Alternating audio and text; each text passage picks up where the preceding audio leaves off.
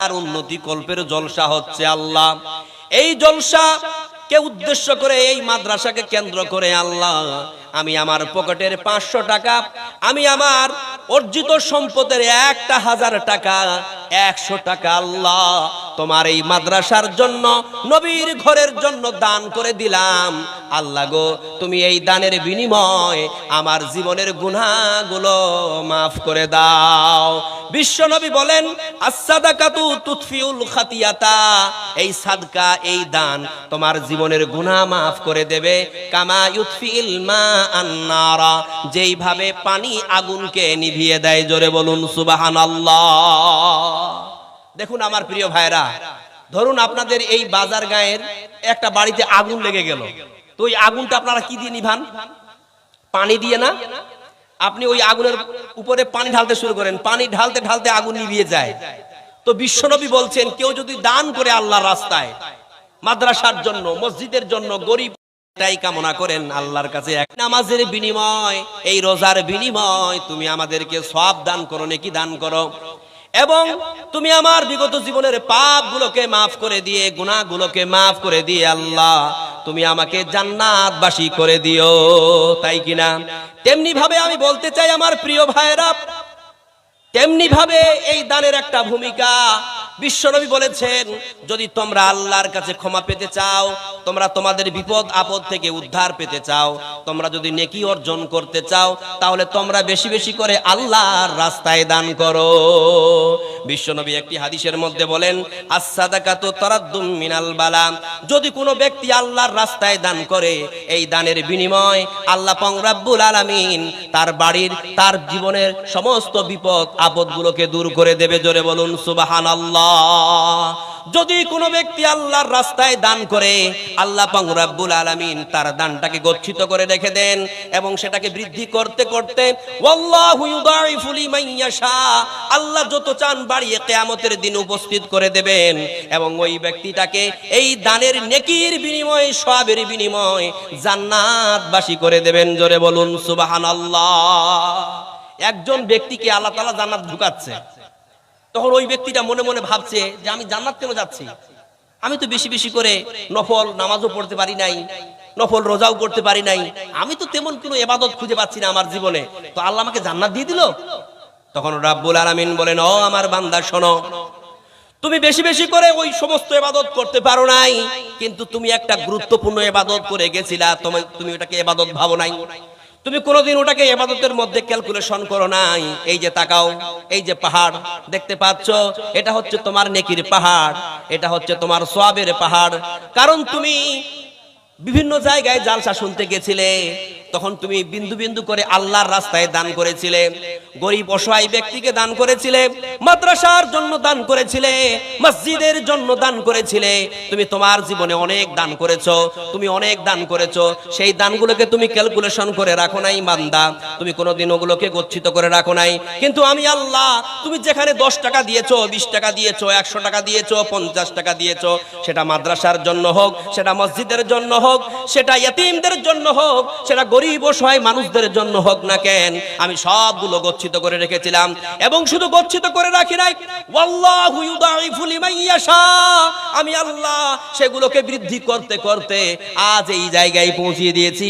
এই যে দেখতে পাচ্ছ নেকির পাহাড়, এটা হচ্ছে তোমার সেই পাহাড় যেগুলো তুমি দুনিয়াতে বিন্দু বিন্দু দান করে গচ্ছিত করেছিলে। জোরে বলুন সুবহানাল্লাহ। দান মারাত্মক বড় একটা ইবাদত বাবজিরা, দান মারাত্মক বড় ইবাদত আমার প্রিয় ভাইরা। সুতরাং দানটাকে আপনারা সংকুচিত মনে করবেন না, দানটাকে অবহেলা মনে করবেন না।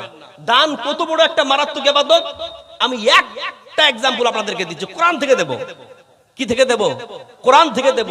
পৃথিবীর কোন মানুষের কথা মিথ্যা হতে পারে, নবীর কথার মধ্যে হয়তো আমরা যায়িফ সহিহ খুঁজে বেড়াই, কিন্তু কোরআনের মধ্যে কোনো এরকম ভাবার চিন্তা আছে না। কোরআন থেকে বলছি, দেখুন আপনাদের দিকে এটা আছে কিনা জানি না, যখন কোনো মানুষ মারা যায় তখন তার আত্মীয় স্বজনরা তাকে পানি খাওয়ার জন্য, মানে মারা যাওয়ার আগের মুহূর্তে, মানে একদম সে মৃত্যু মুখে পতিত হয়েছে, মৃত্যুর আগের মুভমেন্টে তার আত্মীয় স্বজনরা তাকে পানি খাওয়ানোর জন্য কি ভিড় লাগায়? এক চামচ করে পানি খাওয়ায়, এটা এই প্রথাটা আছে? এটা কিন্তু আমাদের দিকে আছে।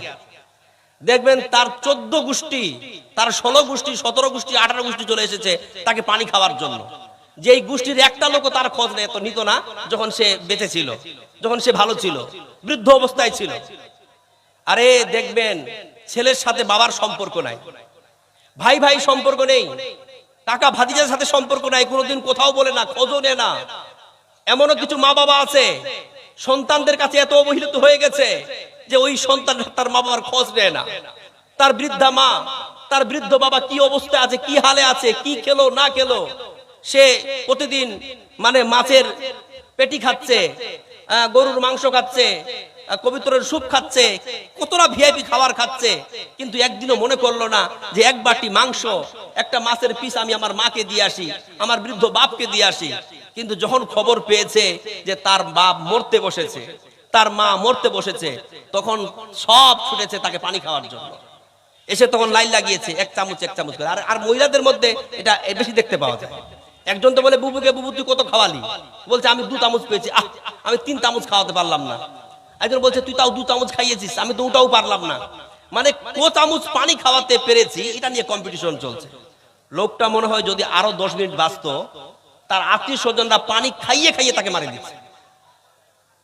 কিন্তু আপনাকে তো জানতে হবে, একটা মানুষ যখন মৃত্যু মুখে পতিত হয়, তখন যদি তার ঠোঁটটা একটু লপ লপ করে হিলে, তো আপনারা বুঝছেন সে পানি খেতে চাইছে।